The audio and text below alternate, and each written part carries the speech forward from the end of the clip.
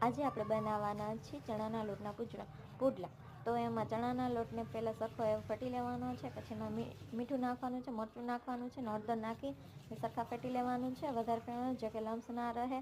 Lumps રહે તો પુડલા સરખા સારા થતા નથી. અને પાણી નાખીને પાતળું એવું બેટર બનાવી લેવાનું છે, કે બહુ જાડું પણ નહીં અને બહુ પાતળું પણ નહીં ન હોય એવું બેટર બનાવવાનું છે.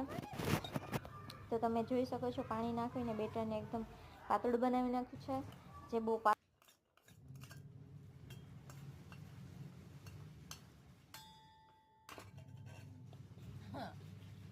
જાતો નથી બોલતો, આવતો નથી.